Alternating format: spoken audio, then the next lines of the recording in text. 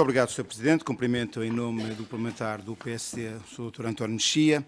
Aproveito também para requerer ao Sr. Presidente que possa obter junto do Sr. Dr. António Mexia o estudo a que fez referência da Universidade Nova e sobre o qual o Sr. Dr. dissertou relativamente à neutralidade da passagem do SCAI, do SCMEC, ou do SCAI para o SCMEC, e também aproveitar a circunstância para introduzir uma correção. Não há CAIs da EDP de 1995, Sr. Há CAIs da EDP de 1996. Os CAI de 1995 são CAIs privados e não são da EDP. Sr. A circunstância do Sr. António Mexia liderar a EDP desde 2006, abarcando, portanto, praticamente todo aquilo que é o limite temporal objeto desta Comissão Parlamentar de Inquérito, fazem de si, só por esta circunstância, e como deve imaginar, um dos depoentes mais importantes desta Comissão Parlamentar de Inquérito. Mas eu gostaria que soubesse que, entretanto, o Sr. Dr. António Mexia foi elevado à categoria de ator principal desta Comissão Parlamentar de Inquérito, sem que tenha qualquer responsabilidade nessa categorização. E isto decorre de dois episódios, que é completamente alheio, decorre de dois episódios que ocorreram nesta Comissão Parlamentar de Inquérito. O primeiro foi a defesa por parte de um dos grupos parlamentares, no sentido de que a audição do Sr. Dr. António Mexia deveria ter uma grelha especial. Uma grelha que devia ser exclusiva apenas para Vossa Excelência e de que nenhum outro dos outros depoentes, e já foram algumas dezenas, teve direito ou poderá vir a ter direito no futuro. Um segundo episódio foi um pedido feito pelo ex-secretário de Estado de Energia, Dr. Jorge Seguro Sanches, pedido este feito a vários grupos parlamentares para que, ao contrário daquilo que estava estabilizado e consensualizado nesta Comissão Parlamentar de Inquérito, a sua audição, isto é, a dele audição, deveria ocorrer em momento posterior ao do Dr. António Mexia. Nós não fazemos a mínima ideia pela qual o Dr. Jorge Seguro Sanches faz questão de ser ouvido em momento posterior ao Dr. António Mexia. Mas uma coisa é certa, nós sabemos que a maioria parlamentar de esquerda, PCP, Bloco de Esquerda e PS, fizeram o frete ao doutor, e é a expressão que eu vou usar, fizeram o frete ao ex-secretário de Estado de Energia, Dr. Jorge Seguro Sanches. E, portanto, ele vai mesmo ser ouvido depois do Dr. António Mexia, apesar daquilo que foi consensualizado e estabilizado por esta Comissão, era exatamente o contrário. E, por isso, Sr. Doutor, eu pergunto-se o que é que estará eventualmente por detrás desta vontade do Dr. Jorge Seguro Sanches de ser ouvido posteriormente ao Sr. Dr. António Mexia? Tem medo de quê? Tem medo de ser contraditado por si? Quer ficar com a última palavra? O que é que acha que pode estar a acontecer? Sr. Deputado João Paulo Oliveira, Jorge Paulo Oliveira, desculpe, a sua introdução, antes da sua questão, eu estou cá desde 2006, é verdade, e, portanto, o grosso do período. Mas eu gostava de deixar claro que eu espero que a minha apresentação, e peço desculpa a todos ter abusado do tempo, em particular aqui ao Sr. Presidente, que agradeço não me ter pisado ou cotovelado, mas abusei no mínimo mais 20 minutos, daí se calhar a grelha especial foi estes 20 minutos, se é só 20 minutos acho que é pouco para a grelha especial, mas tudo bem. A única coisa é que eu tentei demonstrar que, eu diria que tudo está definido em 95, 96, 2003, 2004 e que as alterações em 97 resultam dessa implementação e que qualquer alteração foi para pior, mas eu gostava de dizer que o grosso é justamente esta consistência desde o princípio até ao fim.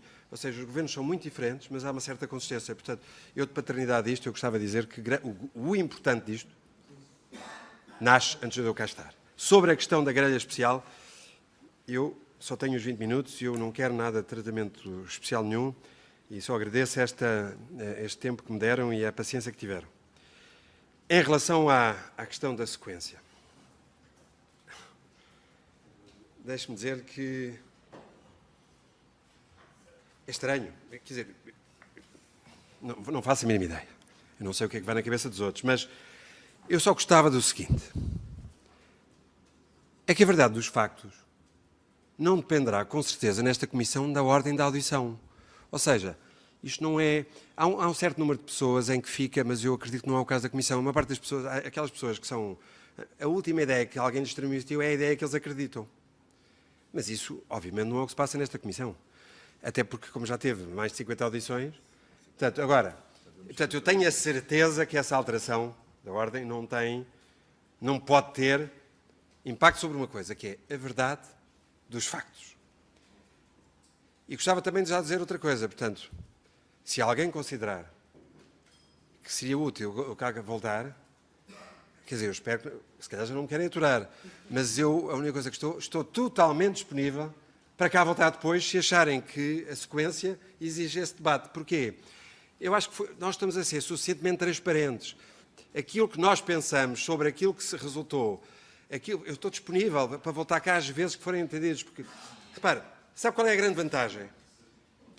A grande vantagem é que nada, Sr. Deputado, Sr. Presidente, nada do que aqui está, nada daquilo que são as minhas afirmações aqui, e nomeadamente afirmações sobre o que terá sido dito por este Secretário de Estado, que gostaria de vir a seguir a mim indiferente, para mim é-me indiferente, resulta de nenhuma avaliação do achómetro. Eu não achei nada. Limitei-me a pôr números, leis, detalhe das leis, estudos, tudo fundamentado. E, portanto, eu tenho a certeza que os senhores garantirão que a ordem dos fatores não altera, a ordem das parcelas não altera a soma dos contributos. Espero, mas volto, se entenderem. Muito obrigado, Sr. Doutor. Em 2005, o Dr. Manuel Pinho é nomeado Ministro da Economia com a pasta da Energia. Em 2006, o Dr. António Mexia é nomeado CEO da EDP, numa altura em que o Estado, portanto, tem, de acordo até com a sua exposição, 25% do capital social da EDP e a que cresce a Golden Share. Podia-nos explicar-nos o contexto da sua nomeação, quem o convidou, qual era a sua missão para a EDP? Muito obrigado. Eu fui convidado, a primeira vez que o contacto foi por um grupo de acionistas privados, eu diria Carrastur, que, como sabem, era o maior grupo privado que estava na EDP, que resultou do aumento de capital quando a EDP incorporou a Hidrocantábrica em Espanha, o Grupo Melo e o Grupo BCP.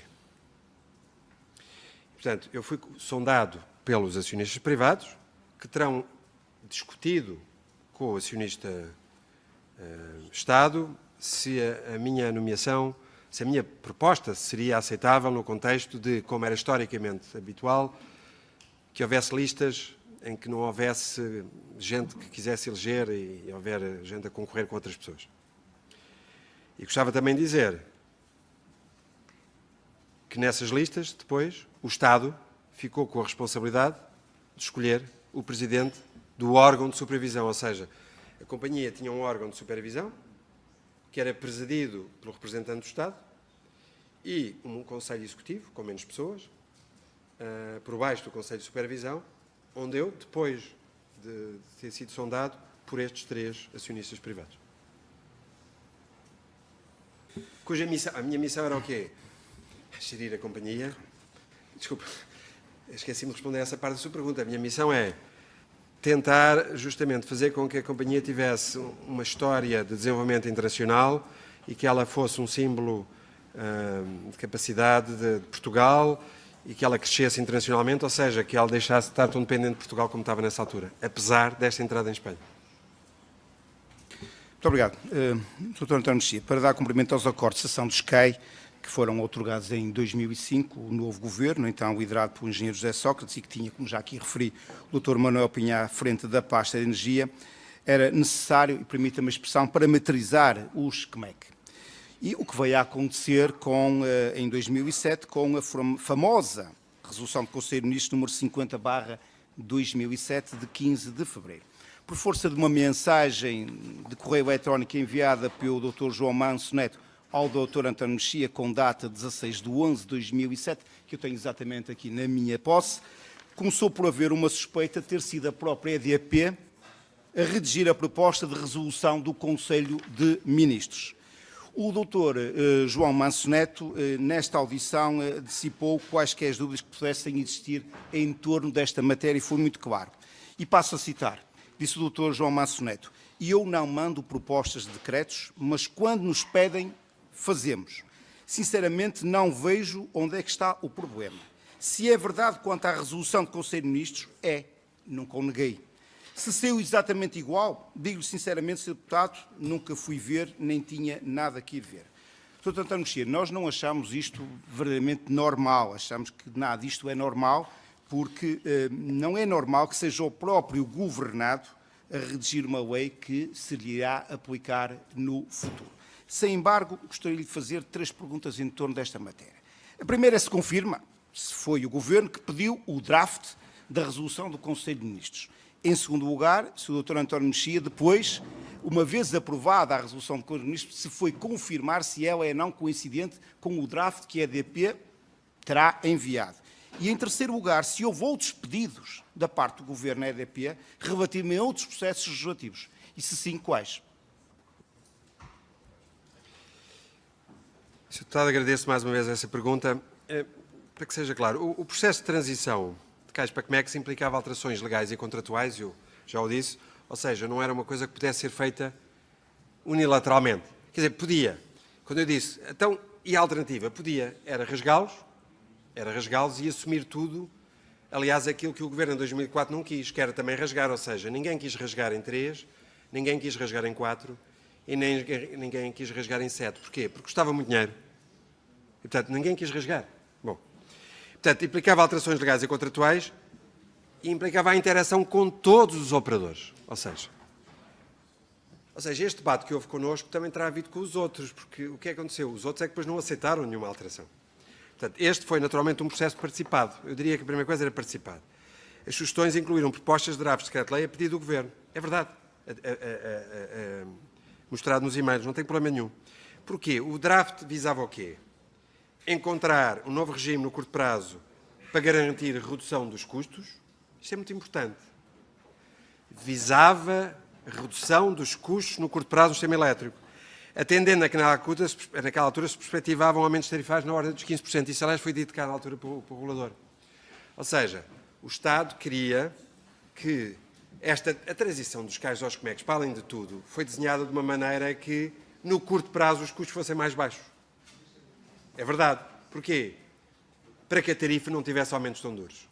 Ou seja, havia uma naturalidade financeira ao longo do tempo, mas no curto prazo era melhor para o sistema.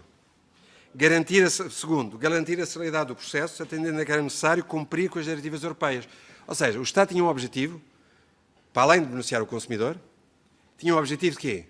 Que não me parece mal, cumprir as leis comunitárias. E Portugal arriscava-se a entrar em incumprimento. E porquê é que também era de ser participado?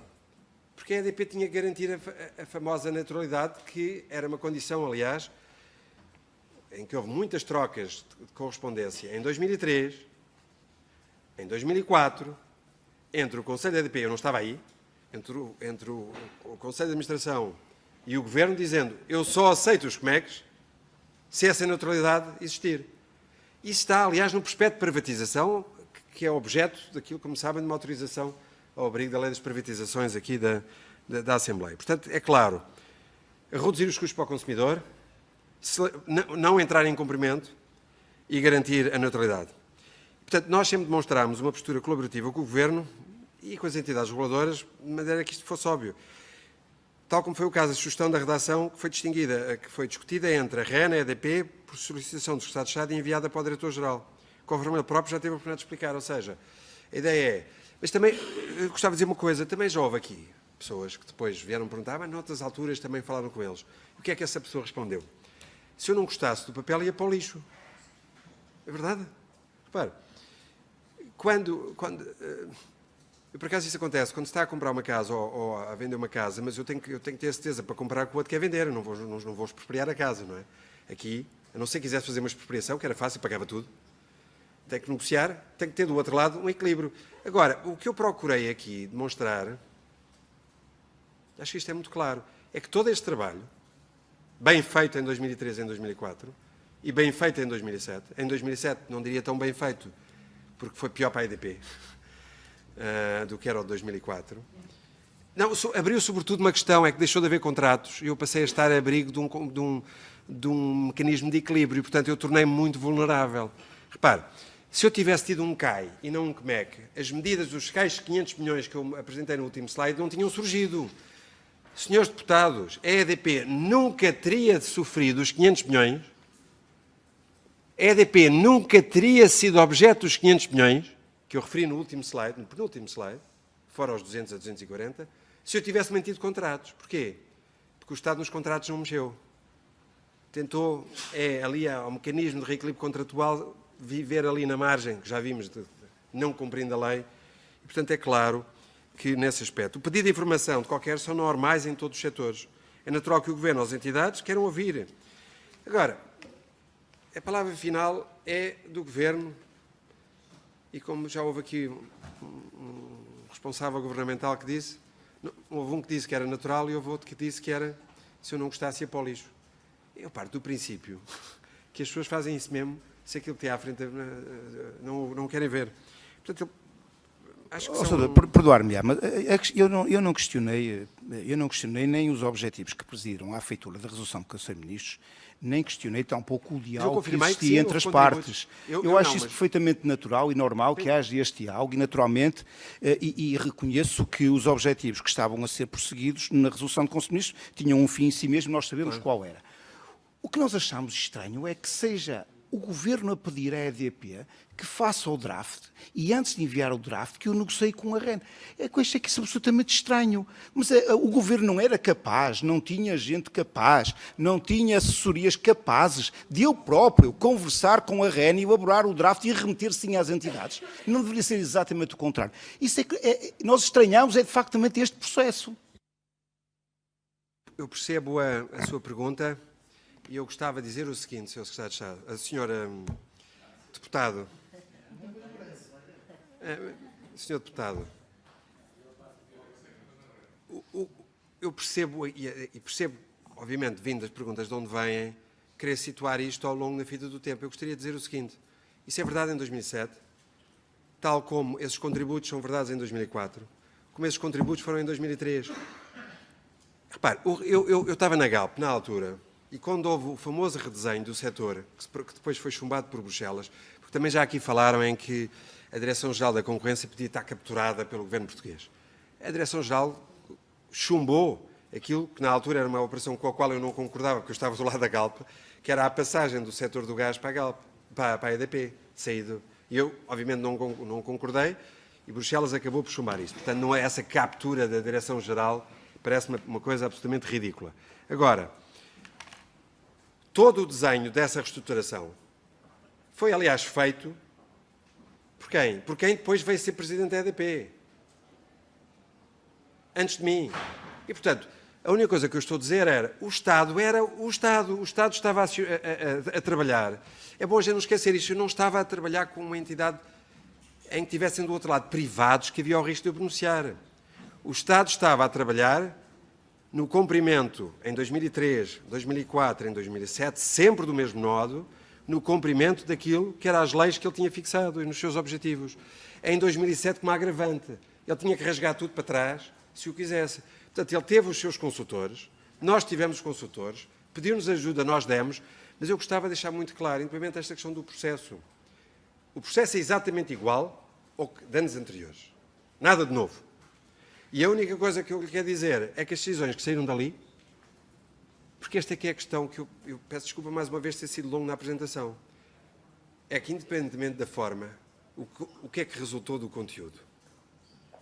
De qualquer coisa que, em 2007, é menos favorável para a EDP do que era em 2004. Essa é a questão. Então, se eu me estava... A única coisa que eu gostaria que ficasse claro é que não houve muito benefício. Eu percebo a sua questão. Não era nada de novo, era o Estado a querer implementar, do outro lado estava o próprio Estado, por uma organização que era presidida pelo Estado, e a única coisa que fez é, no Parlamento e no Conselho de Ministros, mando eu. Eu logo vejo o que é que aceito ou não aceito. Mas era o Estado com o Estado. E, sobretudo, esta questão essencial. Eu volto sempre, vai haver muitas perguntas em que eu vou voltar a isto, daqui resultou algum benefício em 2007? Não. Tal como já não tinha resultado nenhum benefício em 2004. Deixe-me ser claros, que foram dois governos diferentes, de partidos diferentes. Em 2007 não resultou nenhum ganho, pelo contrário, em 2004 procurou-se a neutralidade. também não houve ganho. E, portanto, eu não vou comparar drafts com não. A única coisa que eu pedi, aliás, como pode imaginar, não fui eu. Tinha umas equipas para isso. E a única coisa é, garante isto, aquilo que era a lei e o que estavam os direitos da EDP, está perfeito. E eu confesso, mais uma vez, isto foi aprovado em Conselho, é levado a Conselho Geral de Supervisão, em que todos os contratos são aprovados por quem?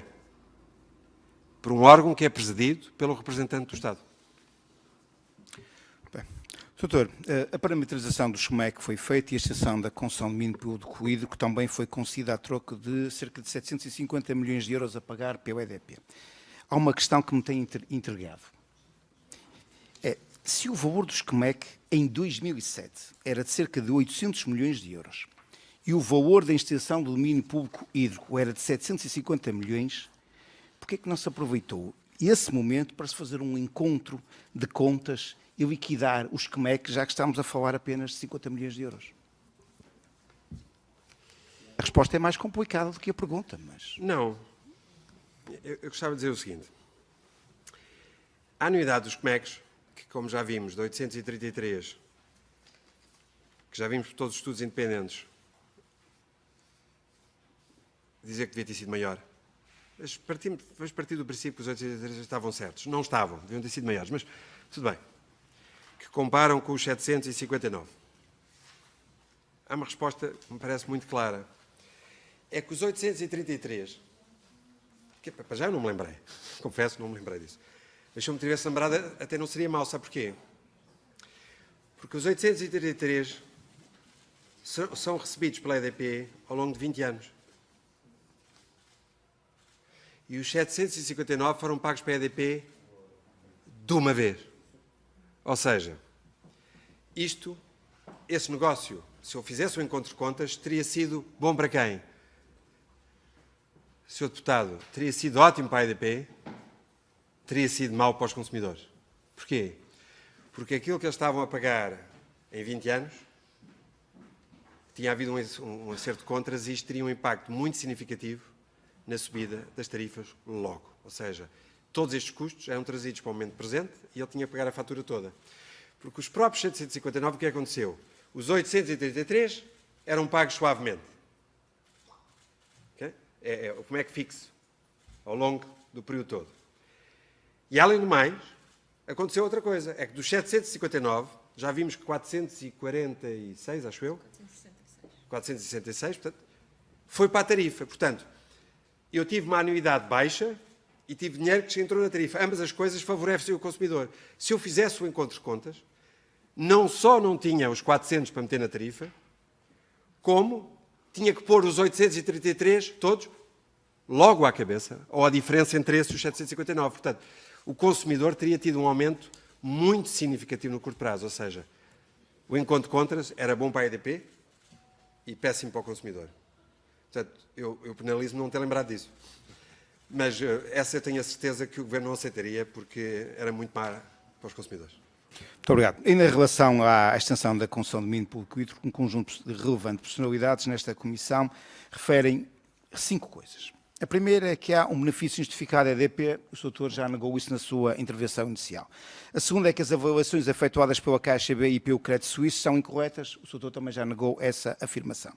Que a avaliação dos técnicos da REN é que estava certa, o Sr. Doutor também já negou essa afirmação. Que a Comissão Europeia fez um frete ao Governo português em aceitar a avaliação efetuada, o Sr. Doutor também já negou na sua intervenção inicial esta afirmação. Só falta uma. Os bancos foram escolhidos pela EDP, sim ou não? Eu gostava de dizer, a resposta é... Aqui pode ser curto. Não, ponto. Não, não, não.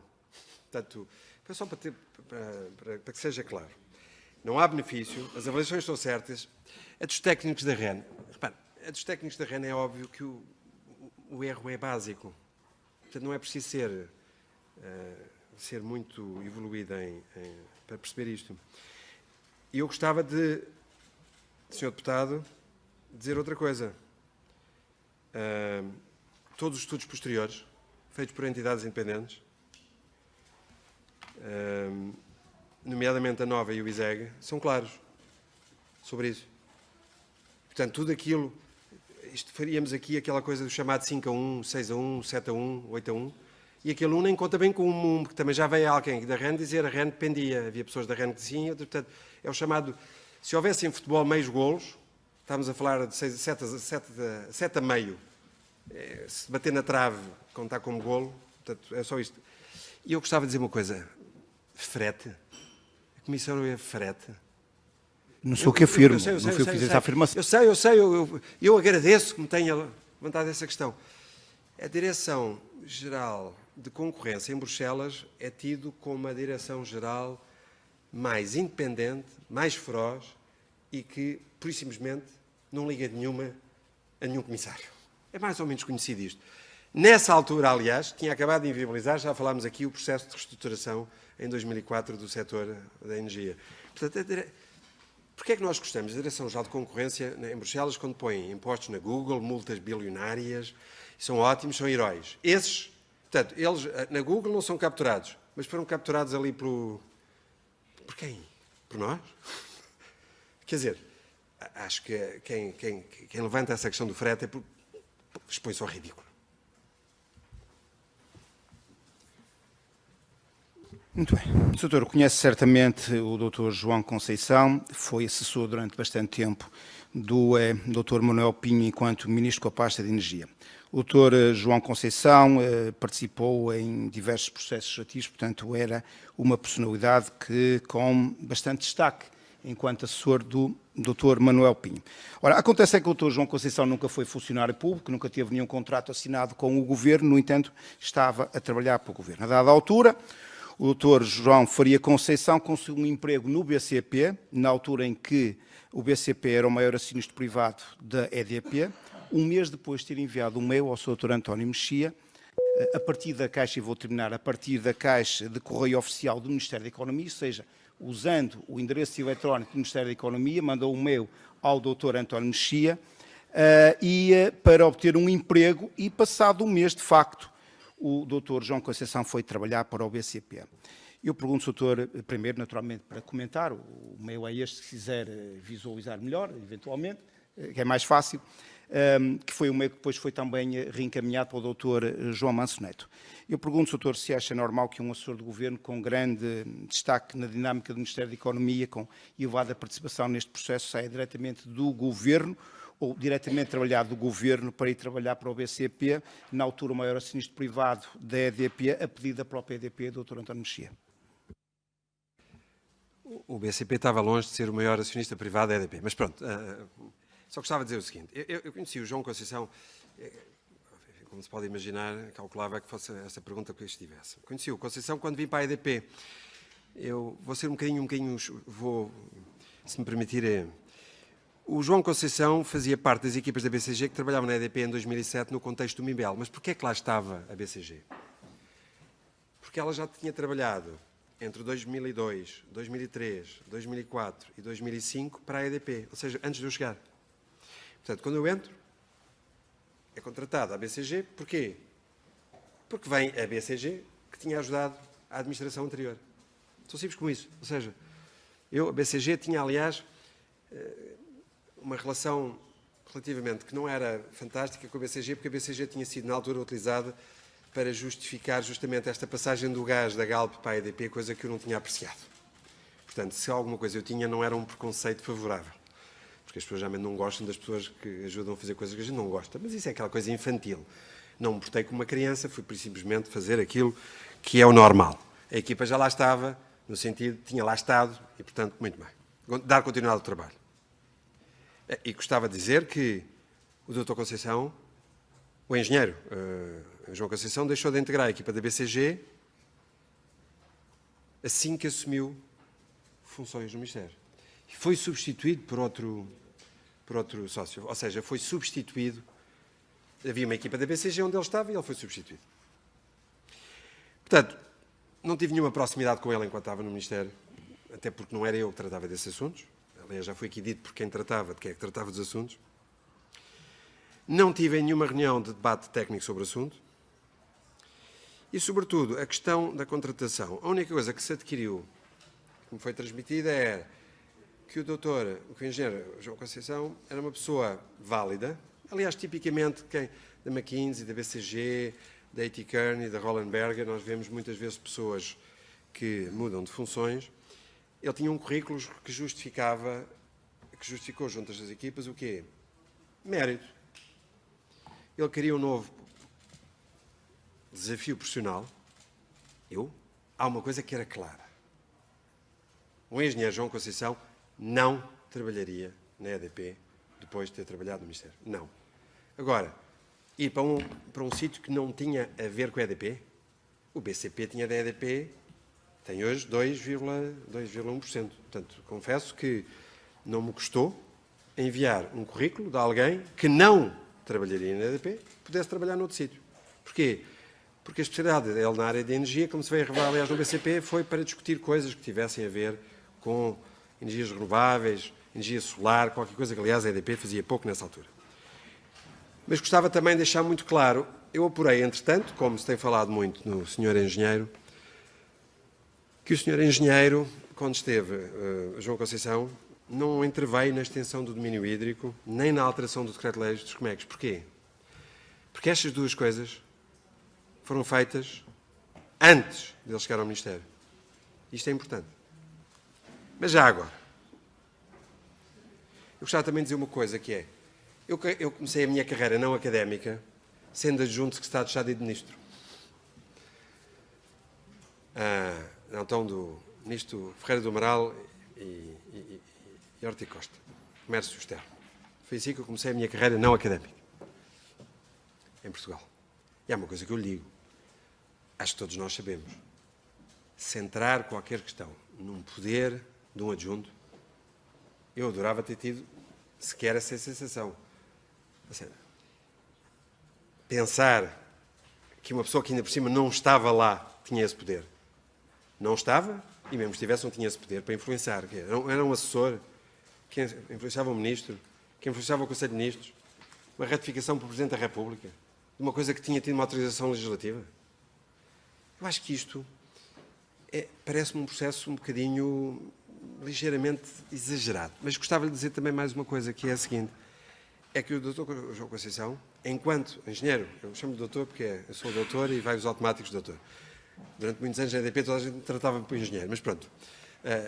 O engenheiro João Conceição, para a EDP, não trabalhou. Portanto, a questão qual é? A questão é que, agora, que ele tem um currículo indiscutível.